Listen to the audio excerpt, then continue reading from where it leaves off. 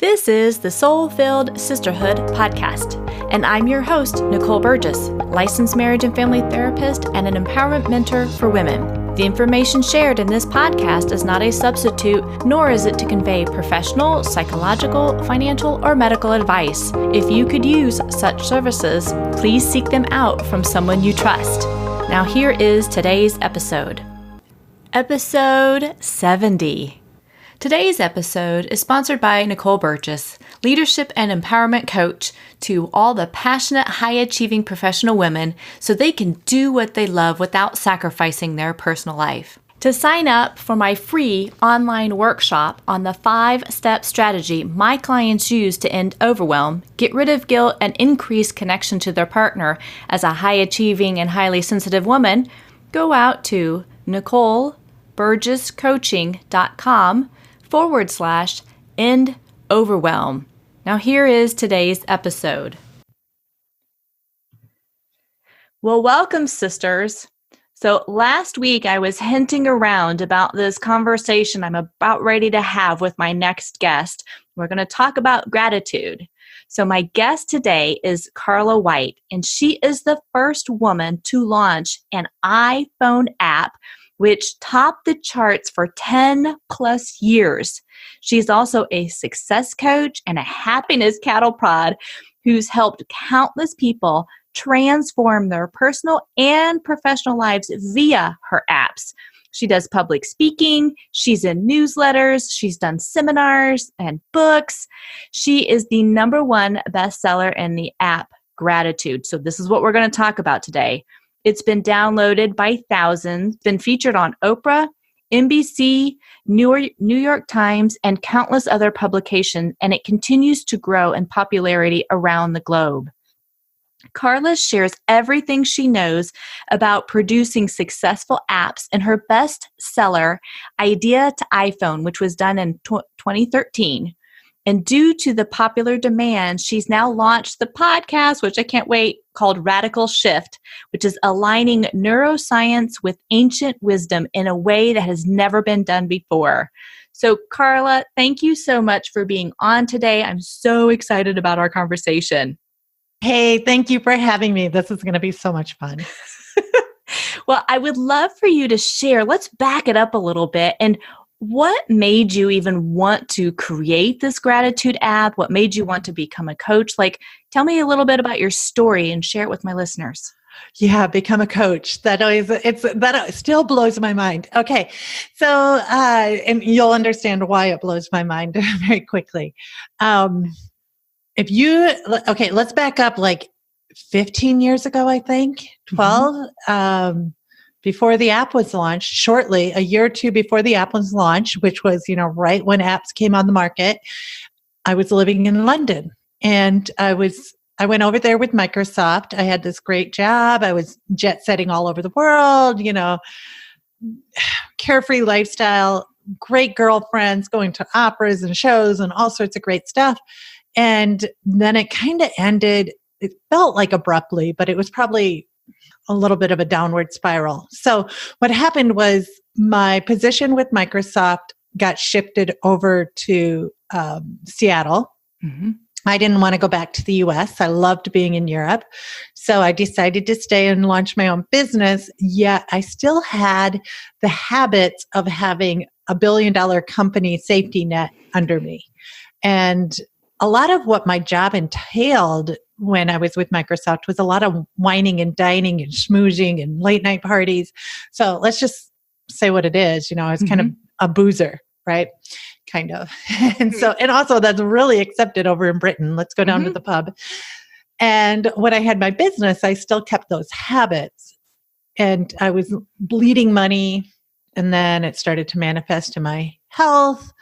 I started to get migraines and cold sores and ulcers and just sick all the time. I struggled to sleep. I struggled to get out of bed and started to gain incredible amount of weight. And then probably, when was it? I'll have to think, 2005. It was about Thanksgiving time. I got an email from my mom just saying that a family friend had passed away, which was not a shocker. He was doing poorly. It was expected. Mm-hmm. But my intuition just spoke to me so loudly about go home for Christmas. And that seemed a little bit odd because one, I didn't really have the money. And two, for like the last 6 months, I was planning to come home in the following February, instead of Christmas, to see a new baby in the family. Mm-hmm. But I went, like, as soon as I read that email, I just went on and bought my ticket, went home for Christmas, saw my family. And I noticed that my dad's health was poorly, but I didn't say anything to anybody because I didn't want to rock the boat. I'm just home for a week. Let's make it fun, jolly. Don't rock the boat. Mm-hmm. So I go back to the UK and barely even got my bags unpacked when I got the middle of the night phone call from my brother saying that our dad had suddenly passed away. And I wasn't equipped for the basics in life. Mm-hmm. I didn't even have a plant and I couldn't deal with it, let alone, like a parent suddenly pass away. And not only did he just pass away, but I carried so much guilt for not saying anything to anybody, for not dragging his butt into a doctor while I was home. Like I could have saved him was the mantra that went through my head that I didn't tell anybody about. But what happened was I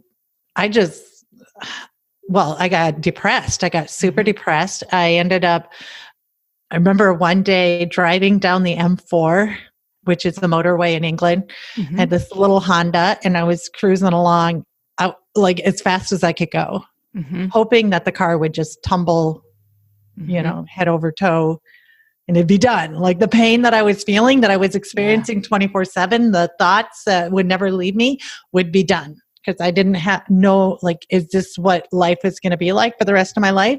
Because the depression had been carrying on for so long. Although to me, it wasn't depression. Right.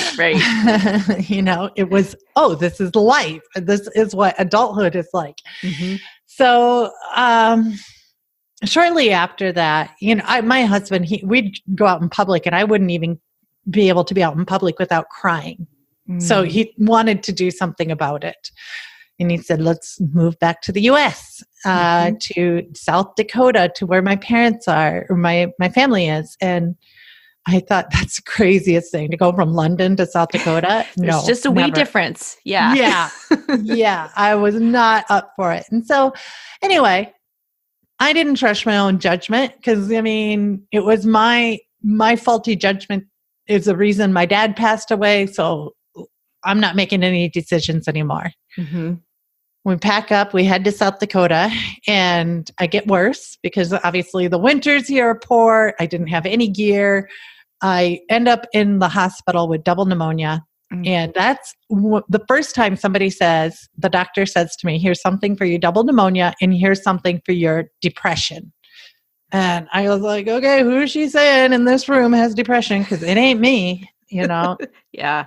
I have a big smile. I still could crack jokes. I would go out for runs, but like in South Dakota, I started to gain even more weight. I was drinking even more. I was eating even worse. I had like incredible insomnia and doubled with pneumonia. I was taking NyQuil and melatonin and all these other sleep aids, which let's face it, they don't work. They just give you a hangover. And so, making you crabby and cuckoo. I was really losing my brains. And so anyway, that was a wake-up call. I get home and I do what every person does when they have a wake-up call. They get on Google and start searching for a solution. And I came across this article about these people who, one woman lost a child and a soldier lost a limb, a family that lost a home, a person who lost a business. So like people who came back from big losses, huge, massive losses in their life, and were doing pretty good. And I thought, wow, they did it. I could. And one of the things that they all attributed it to was focusing on what was working. and writing it down. Just write down what's working. Now, gratitude journal wasn't the thing then. They just like journal what's working. And I love to journal anyway. So I'm like, okay, I can do this. And I started writing down a few things. Like I got to say goodbye to my dad. The last thing I said was, I love you. He died quickly. I got my family here. I started to just write that. Now, fast forward about 2 months, I'm out for a walk and I'm listening to some music. It's spring, what is it? Spring 2008, 2007, 2008. And I am going through what I'm going to write in my journal at the end of the day, because usually like I'd get to the end of the day, okay, what happened? Trying to figure out what I should write. So I'm like, okay, well, I got a job offer from NASA and I lost some more weight. I slept really good last night. Boy, I can't remember the last time I cried. I'm going through all these things in my head, and it hits me that my life did a complete 180 from like only a couple months ago. In fact, it probably didn't go sooner than that, but it took me 2 months to figure it out. And I looked down at my little iPod Shuffle. I don't know if you remember those. Yes. Just little white things. Yeah. Yes. And Steve Jobs just announced, or Apple just announced, that they were going to open up the software development kit for the iPhone. And right away, I just thought, I got to tell the world about this. This is so easy. Wow. And so life-changing. I just got to let the world know that this thing exists. So I thought, I'm going to make an iPhone app called Gratitude Journal. And yeah, it was a crazy idea because I knew software development, but I knew nothing about making anything for an Apple product.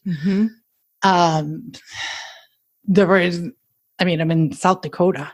Right. There's nobody else for like a 2,000-mile radius that knows how to do this. Facebook isn't a thing. There weren't any blogs, there weren't any books. Even Apple really didn't know how to make apps. There was no documentation to follow. And I would get up every morning before going into my day job, about 4:30 in the morning, sit down at my computer and try and figure it out, stumble around with all these different new software programs, and launched it a few months later, not without some tears and some heartache. Oh, absolutely. I got it out there. Yeah. And it's been on the top of the charts for over 10 years now. No funding, just a one-woman team, and a lot of really supportive community, I'd like to say. It's transformed from being an app into being a community. Yeah. I think that's the thing that makes, when you're sharing your story, I know you and I chatted before this a couple weeks ago, and hearing your story just again made my mouth drop. And I love though, when you're talking even today, like going from the hospital, coming home, and yes, we all turn to Google. And we start to look stuff up. All of a sudden you went from not having hope to hope, and the impact that you're now making across the world with helping others give that hope. And I know positive psychology talks quite a bit about gratitude and the power of it, but this is so simple. It's right there on your phone that you can go to the app, you can download it, you can start writing these things, begin to shift where you're focused. And just that, literally, like you said, the 180 that happened in your life within 2 months, and you're like, well, maybe even sooner, but that's when I really noticed it, was during that time. It's just amazing. Yeah. And since then, because, you say, oh, now you're coaching, and it still amazes me because sometimes I still associate myself as that person who, at one point in my life, I didn't even know why I should wake up in the morning. And, now I know why. Now I know all that was not without a cause. And since launching the app, I've just ate up every book I could find about neuroscience and the brain and positive psychology and ancient wisdom and all these other topics. It's amazing what we're capable of doing. And also, I'm going to say the propaganda that's out there in the world pushing us to believe things otherwise. Yes, thank you. I was so shaking my head. Yes, because again, this is not video based. I'm like, say it, say it, say it. Yeah, yeah. And, okay, here's the first time I had somebody say that there's propaganda in America. It was, it's probably about 20 something. And I was working with a programmer from the Ukraine who had been living in the US for a while. And he said, oh, the propaganda in Russia. And he went on about all the propaganda in Russia. And he said, but it's not nearly as bad as the propaganda in America. And I was like, what? Wow. And then he brought it to light. And I worked at the Pentagon, one of my first jobs, a $3.5 billion program, getting rid of nuclear weapons in the former Soviet Union. And it was basically spend it until Congress takes it away type of program. So it was spending hundreds of thousands of dollars every single day. Like, it's really hard to spend that much money, I'll tell you. And then because I wasn't very good at negotiating salaries, I would go home and live in a crack hood, basically. I was the only white person in the whole neighborhood. I didn't feel scared there, by the way. I felt very safe, very protected. But what disturbed me was it was only a few blocks from our Capitol building. And there were so many kids there that could have used that money. And now later on, what I've discovered is that the top 3 industries in the U.S. require us to live in this belief of fear, lack, and scarcity. And the number 1 is arms. I mean, we are scared of our own human species. And so we have that's the number 1 industry. Let's be scared of each other. So we feed into that industry. And then, go ahead. Well, and I was going to say, and this is so much of you're recognizing that and really just talking about this out loud, that there's so much about, feeding the fears versus feeding. I know it sounds cheesy, but I'm going to say it anyways. It's like feeding the love, because if you've got love and that emanates from you, you can't have fear at the same time. Right. Our brains, as smart as they are, do not have dual processors. You can't be anxious and appreciative at the same time. You can't be anxious and joyful at the same time. You can't be anxious and grateful. Yes. So all day long and here's the other thing. I don't know where this came from, but I'm sure if you're listening to this podcast, you've come across it at some point in your life that as humans, we're scanning the landscape, looking for the next biggest threat, because it's just something we inherited from our great-grandparents ever since the caveman era. We're just looking out for the big brontosaurus coming down the road or something. I don't know. Yeah. But I would like to say that's a bunch of BS, because if you look at any kid, their natural state is joy until we get to a certain age and we're conditioned into believing we're not enough based on being able to regurgitate information. And that's that slow process. And I know when you and I were talking before, I'm like, oh my gosh, I really hadn't thought about it that way, that it's like, no, we're wired that way. And what you're saying is like, well, but we're not. It's as if it's really the conditional stuff. So by age 7, right, it's like all this information, whether it's direct or overt or covert, that is taught, shown, discussed. It's like it starts to reprogram that. And we believe into these things and we don't have that consciousness anymore, or that we're not understanding it at that age. And it's like, okay, now you get into adulthood and you're like, well, I've got to be scared all the time. This can't happen. And all of this is about unpeeling that away and really beginning to look underneath that and to shift that. So what I like to liken it to is Michelangelo, when he created the statue David, they asked him, how did you carve such a beautiful statue out of the stone? And he said, the statue was always in the stone. My job was just to chip away the pieces that do not belong. And I feel like gratitude, meditation, going for daily walks, drinking water, all that stuff that you do to for your mental well-being is basically chipping away the stuff that doesn't belong so you can get back to your natural state, which is creative. Yes. Is joyful, which is producing things, not consuming, but producing. Oh, love it. So share a little bit, like some of over the years as people have, downloaded your app and written to you. And again, like you saying, you truly have created a community. What is some of the things that you see? And I know from your Facebook post, man, you have this beautiful smile and you are so appreciative of all these connections that you're making and the people that you meet and what they share with you. What are some of the things that you have heard over these last 10 years that just like fill your heart up with how people are transforming, or even the work that you're doing through your coaching, that you're just like, oh my gosh, I get to do this. This is awesome. Yeah. So, it's what I love the most is how quickly people can turn their lives around once they make the decision to. Yes. That's it. Yes. Yeah.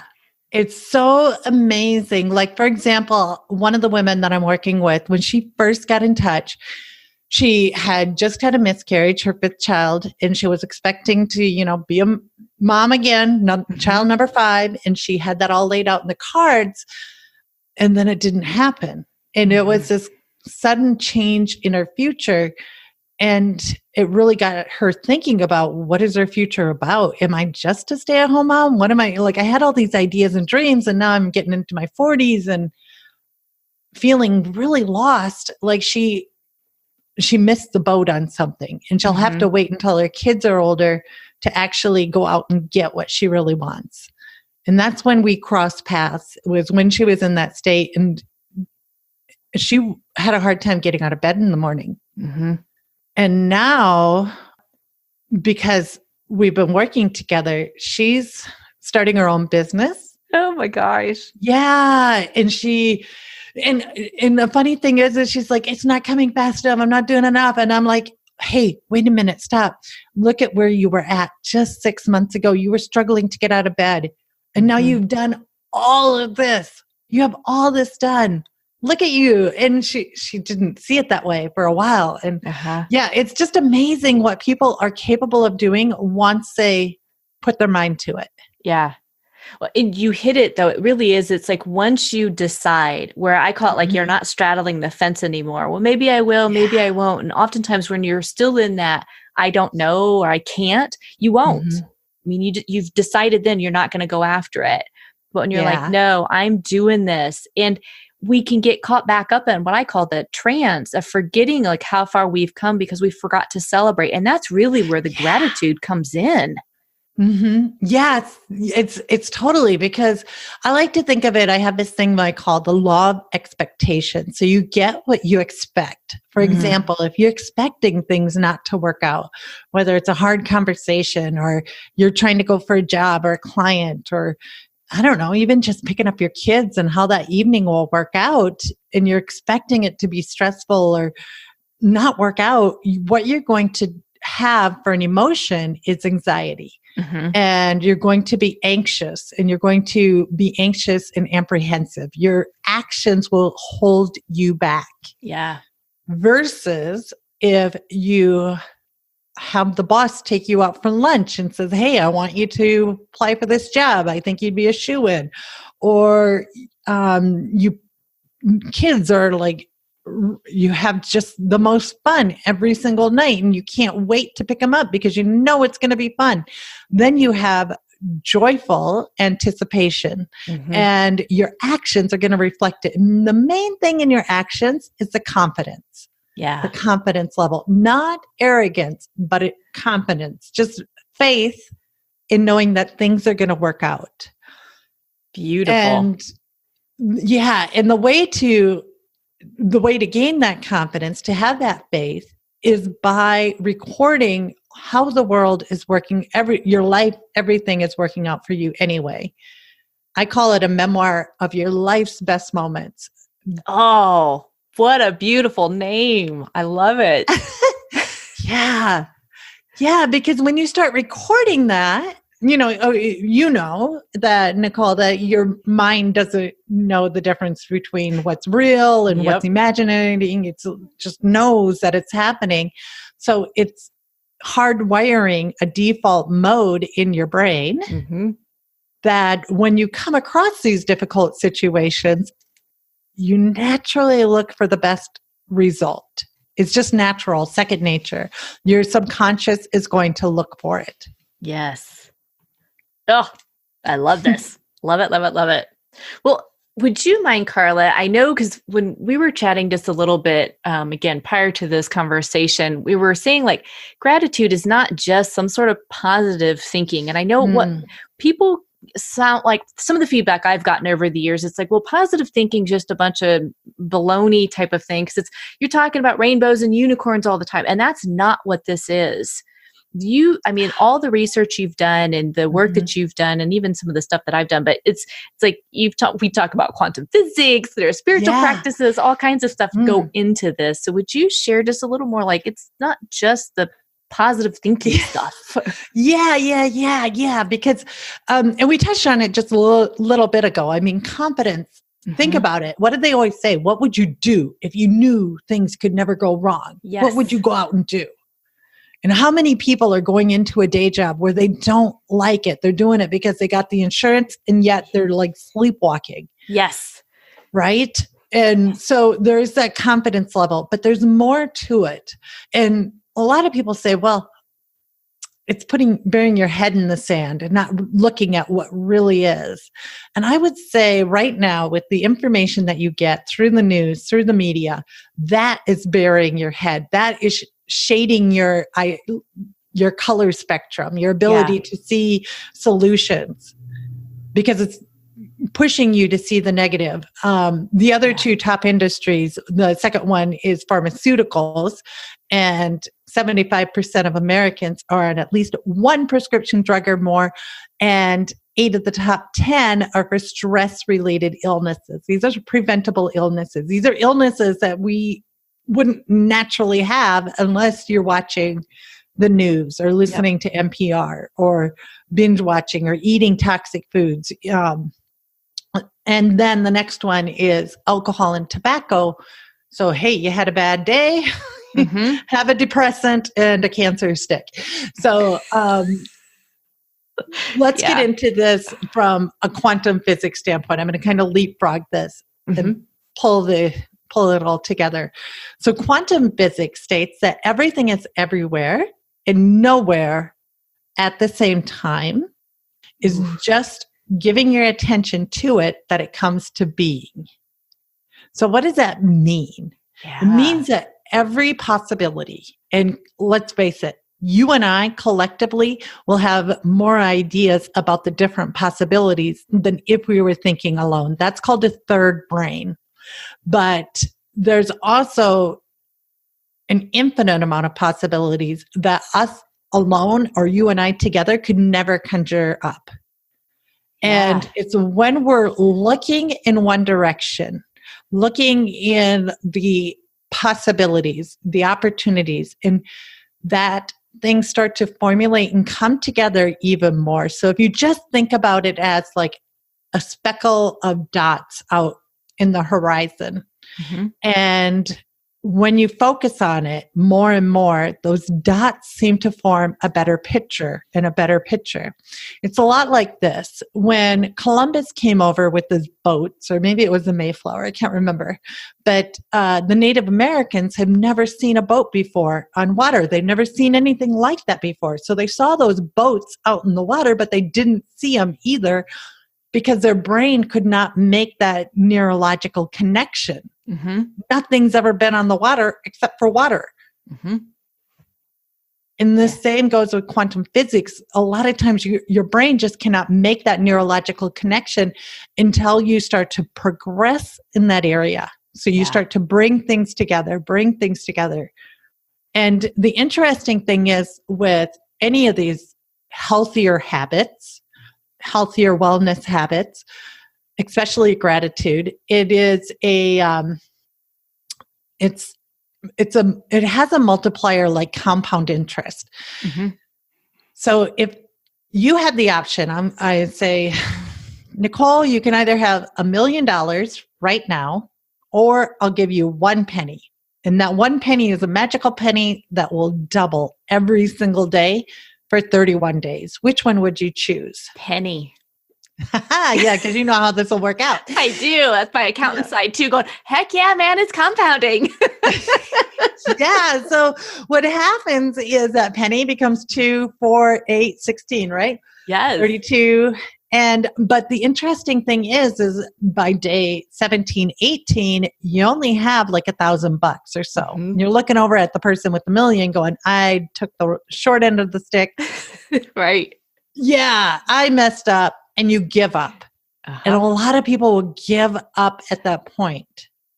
But if you stick around for day 29, 30, 31, you got over $3 million. Yeah. And that's how quantum physics works, compound interest, gratitude, wellness, meditation. I mean, meditation is another one where that's our natural state. People who say, I can't meditate. No, you can. It's just you haven't practiced for a while. Yeah. That's fascinating. I've not ever stated it that way to my clients. I will get that pushback like, well, Nicole, I can't sit still. This is too much. And what it is that anxiety comes up because they don't want to be alone with how their thoughts go through their head so much, like really tuning into these things instead of observing them, and then just how they feel in their body. But I love that you just said it's like, that's our natural state. And yeah. And, it's challenging to feel those emotions. Mm-hmm. It's easier to wash them out. That's why I binge ate, binge drank, binge watch TV, numb them out and ignore them. But they will manifest in other ways, especially in your health. And as hard as it is, realize that they're telling you something. They're telling you just how off from the truth you are. Mm-hmm. So if your thoughts are saying you're going to mess up or you're not good enough or this is going to be a disaster, the truth, it's so off from the truth. And that's why it feels so bad. It's because it's so far away from who you truly are.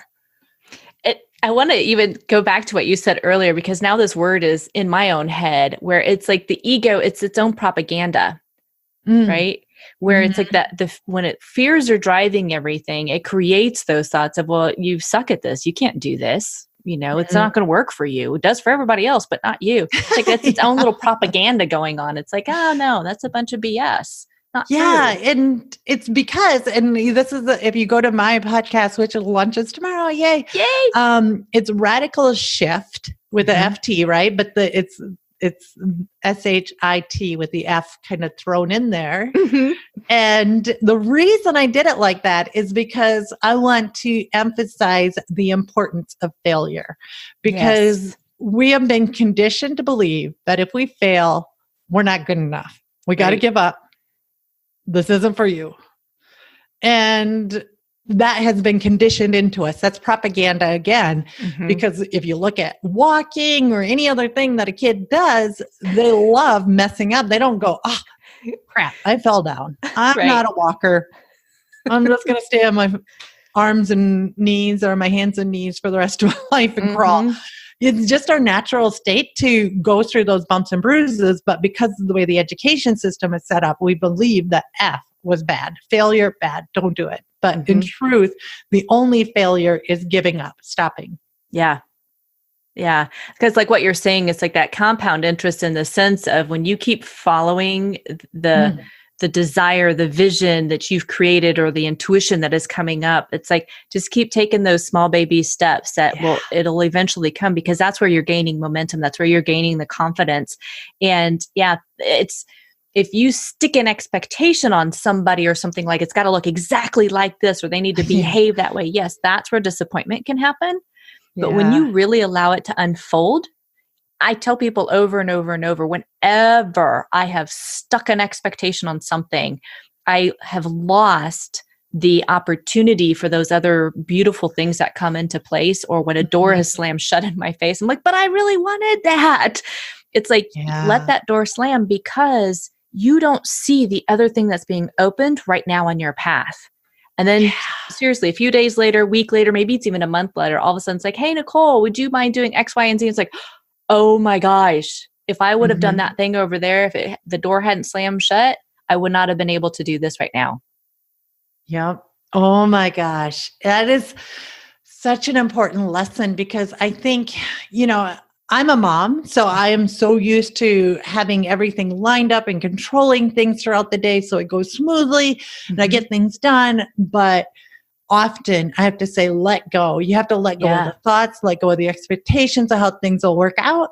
And how many discoveries have happened out of mistakes and messes? And I'm air quoting mistake and mess because there is no mistake. Right. The universe doesn't make any mistakes. Right. Yeah. Oh, I love it. Well, ladies, I'm going to have Carla's, again, her website, which is carlawhite.org, and the gratitude app, all one word.com, on the show notes. I'm going to have our social media. But Carla, you also have something free for my listeners today. And I even just love the name that you have, the Manifest Miracles Kit. Share a little bit about what that is.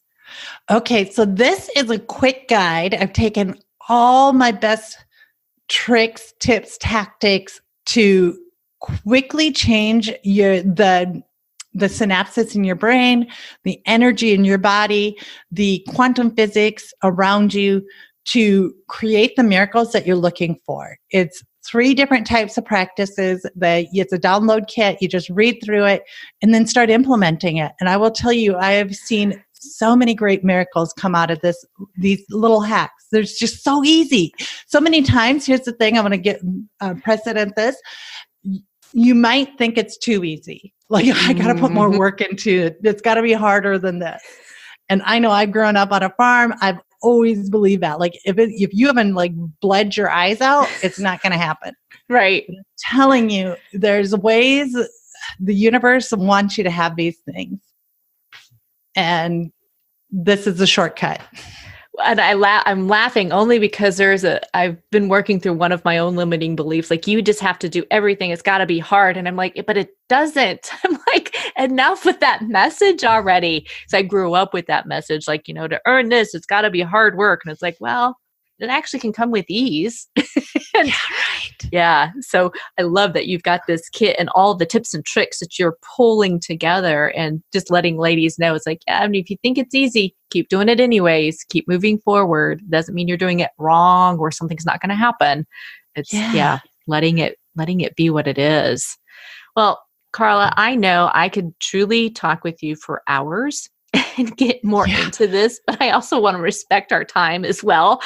And so I just want to say thank you so much for first, the struggle that you went through, that you turned it around, and that you truly created this app for the world to be able to use, that it's literally at their fingertips to be able to shift their own life, and that the work that you're doing in your coaching as well, and now your podcast that you've got out there, that just helping others realize that no matter where they are, things can truly turn around.